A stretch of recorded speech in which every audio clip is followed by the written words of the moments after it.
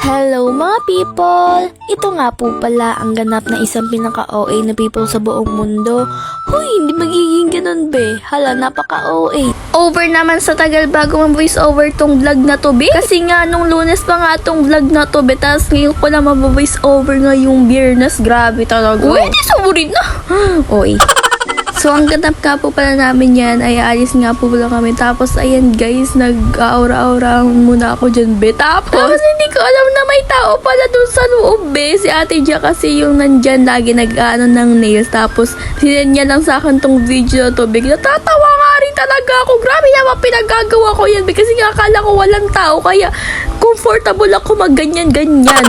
Buti na nga lang walang customer si Ate Dia, be. Ayan guys, ito na nga talaga yung ganap niyan. Di ba Lunes? Tapos meron nga din talaga ditong palibreng sine nga rin talaga dito ang mayor namin. O di ba? Bongga ka dun, babe. Pero sa mga senior citizen lang naman yun, hindi naman yun para sa amin. Para lang yun sa lola ko. Kaya sasamahan lang namin. Pero hindi kami magsisine, be. Yung lola ko lang. Kasi nga, low budget naman tong mga tao na to. No choice, kundi kumain na nga lang talaga ang gagawin. Tapos may pagkapasok namin dyan, natatawa ko dun sa lola ko. Sabi man naman dun sa nag-check ng bag, wala dyang bomba. Over naman. Siyempre, be, dahil sa kasama namin yung lola ko, mag-elevator nga kami yan, be. Kasi hindi niya kaya nga rin talaga mag-escalator. Na para bang hindi na sanay na tong tao na to sa elevator. Tingnan nyo naman ang face. Ayan guys, kung nakikita nyo, ang dami na nga nakapila dyan na senior citizen nga rin talaga dito sa may SM City Daet, be. Kasi magsisini sila. Kaya habang nandun si lola ko, habang nanonood siya, eto, naglilibot-libot nga kami niya ni mama. Kakain na nga kami dito nila tita. Kasama nga din namin dyan si tita. Tingnan nyo naman yung in-order namin dyan, guys. Sobrang sarap nga rin talaga. Dalawa lang yung halo-halo dahil ayoko nga dahil hindi ko naman yan nauubos. Ang gusto ko lang nga lang yan ay makakain ako kasi nga nagugutom nga rin talaga ako. Kaya ang pinili ko na nga lang ay burger tapos itong nachos chips. Huy, ang sarap niyan, First time ko nga lang din makakain dito sa may kainan dito. Like, sobrang sarap nga rin talaga ng burger nila. Tapos, be, naiinis ako yan kasi nga ang clumsy ko kasi nga nahulog ko nga rin talaga yung bread knife yun, be. Buti na nga hindi tumama dun sa paanong nasa likod ko kaya sorry po sa inyo. So, hindi mo na ako mag-voice over.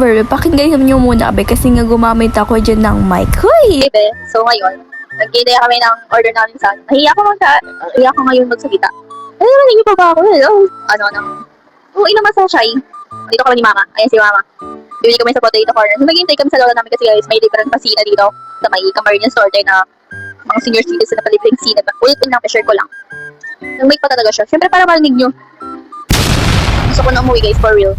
Like, for real. Ayan na nga guys, dumating na yung in-order namin dyan ni Mamang Potato Corner habang hinihintay nga namin yung lola namin na lumabas. I mean, lola ko lang pala kasi nga mama siya ni mama ko, malamang.